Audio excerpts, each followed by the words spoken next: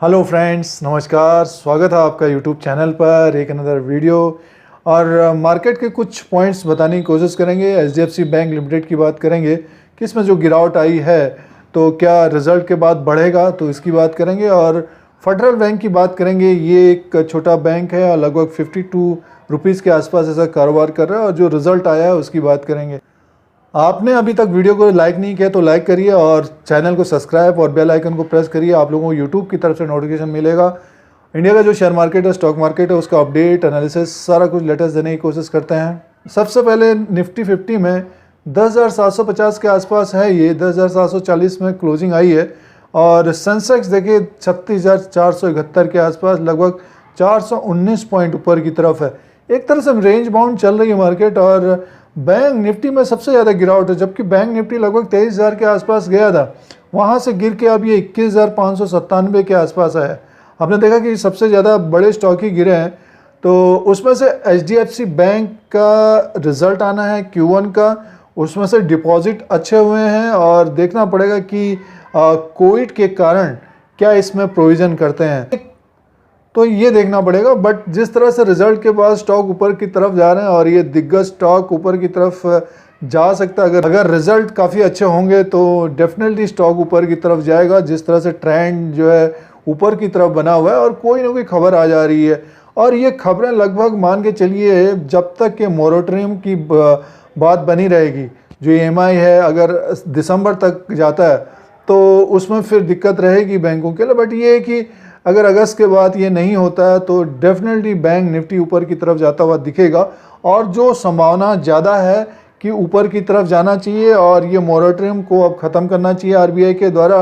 But एक खबर के कारण लगभग देखिए काफ़ी स्टॉक नीचे की तरफ है, स्पेशली बैंक निफ्टी। वैसे भी कोविड के कारण काफ़ी प्रॉब्लम है। और आने वाले 6 महीने तक देखिए, ये एक ध्यान रखिएगा, जो भी स्टॉक आप फाइनेंशियल स्टॉक्स में एंट्री ले रहे हैं या पोजीशन ले रहे हैं या बाई कर रहे हैं, तो 6 महीने तक ये दिक्कत रहेगी। कोई ना कोई खबर आ जाएगी कहीं से। तो सबसे ज़्यादा पिटाई जो है फाइनेंशियल स्टॉक्स हो रही है, यानी बैंक के शेयरों में आप देख रहे हैं बड़े शेयरों में गिरावट हो रही है। तो एचडीएफसी बैंक लिमिटेड में जिन्होंने ऊपर के लेवल पे अगर लिया है, और दूसरी बात महत्वपूर्ण बात यह है कि जब भी करेक्ट होता है तो उसमें फिर पोजीशन लेना चाहिए। 1900 के आसपास निफ्टी था तो बहुत लोग उसमें उतावले हो गए थे कि अभी लेना है, तो थोड़ा सा करेक्शन होने देना चाहिए। तो जबकि काफ़ी वीडियोस के माध्यम से बताने की कोशिश थी कि कुछ करेक्शन, हल्का सा करेक्शन हो सकता है, हल्का सा लाल रंग हो सकता है निफ्टी में। और आप देख रहे हैं कि लगभग 400 पॉइंट का गिरावट रही। और अब थोड़ा सा ये है कि 10,600 से 10,700 10,800 के बीच ये हफ्ता गुजर जाना चाहिए। मंडे को देखना पड़ेगा कि किस तरह के ग्लोबल मार्केट रहते हैं, तो उसी के अनुसार फिर ये अप डाउन हो सकता है। निफ्टी का टेक्निकल देखेंगे और आने वाले दिनों में अगर 10,900 से ऊपर की तरफ बंद होता है डेफिनेटली 11,000 आएगा। थोड़ा समय लग रहा है 11,000 जाने में, बट ये है कि अच्छा भी है क्योंकि बहुत सारे लोग काफ़ी प्रॉफिट में बैठे हुए हैं जो नहीं खरीद पाए थे, बैंक ले रहे थे। तो 1,050 में मिल रहा है तो दिग्गज बैंक को लेना चाहिए। SBI देखिए बहुत सारे लोग 195 में ले रहे थे, 180 में आ गया तो वहाँ लेना चाहिए। तो आपको बेटर फ़ायदा जो है 180 में मिल रहा है तो अच्छा है। और जो 195 लिए हैं, 190 में लिए हैं, तो उनको थोड़ा ज़्यादा इंतज़ार करना पड़ेगा कि 200 क्रॉस करे तो हम बेचें। और जो 180 में लिए हैं तो वहाँ भी बेच सकते हैं। तो करेक्शन होता है तो बड़े शेयरों में ध्यान रखना चाहिए। स्पेशली सारे वीडियोज़ में आप लोगों को बताते रहते हैं, स्पेशली जो नए इन्वेस्टर्स हैं।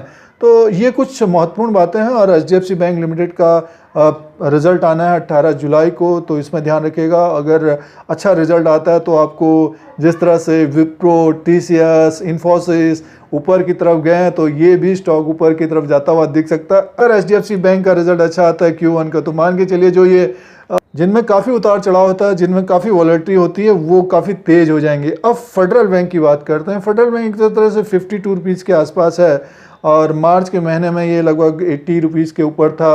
वहाँ से इसमें गिरावट रही है। लगभग 3,444 करोड़ का सेल्स रहा है और प्रॉफिट लगभग 400 करोड़ का, तो बढ़ के आया है। अगर लोअर लेवल पे लिया है या यहाँ पे जिसने लिया है या ऊपर के लेवल पे फंसे हुए हैं तो फेडरल बैंक में बना रहना चाहिए और ये आने वाले दिनों में ऊपर की तरफ जाना चाहिए। और बहुत लोग पूछ भी रहे थे कि फेडरल बैंक बढ़ेगा नहीं बढ़ेगा, तो डेफिनेटली ये बढ़ेगा आने वाले दिनों में। और सबसे पहला जो सिग्नल देगा एचडीएफसी बैंक देगा, और उसमें ये रहेगा कि अगर तेज़ी होती है तो आप डेफिनेटली देखिएगा ये फेडरल बैंक भी की तरफ जाता हुआ दिखेगा। जैसे 52 और 53 रुपीज़ के आसपास है, इसका हडल इसी के आसपास, अगर आप चार्ट देखेंगे इसी के पास 53 से 56 तक इसका हडल। अगर ये 60 के ऊपर क्लोजिंग देता है तो वहाँ से मान के चलिए कि 67 टू 70 तक जाता हुआ दिख सकता है। अब ये थोड़ा सा समय लगाएगा, ये नहीं कि आपको कल चला जाएगा, परसों चला जाएगा। तो Q1 का रिजल्ट अच्छा आया है इसका। बैंकिंग स्टॉक में ये प्रॉब्लम है, कोई ना कोई खबर आ जा रही है। अगर कोई भी पोजीशन ले रहे हैं मान के चलिए आप उसको थोड़ा सा समय दीजिए।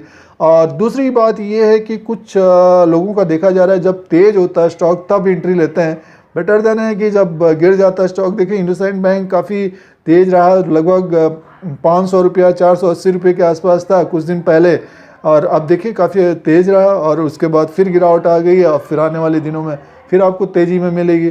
तो फाइनेंशियल स्टॉक्स में अभी एक तरह से ट्रेडिंग टाइप का हो रहा है ये। आप देखिए कोई बैंक निफ्टी में भी देखिए आप 23,000 तक गया, 22,000 पहले 22,000 का था, फिर 22,000 को ब्रेक करके 23,000 के आसपास, वहाँ से वो टूट के फिर नीचे की तरफ आ गया। थोड़ा सा ये लॉजिक और सेंटीमेंट को भी देखना चाहिए कि सेक्टर में क्या हो रहा है। फ्रेंड्स ये कुछ पॉइंट्स थे और फेडरल बैंक में बात बताने की कोशिश थी, और एचडीएफसी बैंक लिमिटेड का अगर आपने लिया है तो उसको होल्ड करिए, रिजल्ट आएगा, हो सकता है कि रिजल्ट में एक तेज़ी बन सकती है। आप लोगों को इसी तरह से इंडिया का जो शेयर मार्केट है, स्टॉक मार्केट है, उसका अपडेट एनालिसिस सारा कुछ लेटेस्ट देने की कोशिश करते हैं। अगर आपको ये YouTube channel India leader Singh देखना है तो सब्सक्राइब और बेल आइकन को प्रेस करिए, फिर कोई नया वीडियो लेके आएंगे। आज के लिए इतना ही, धन्यवाद।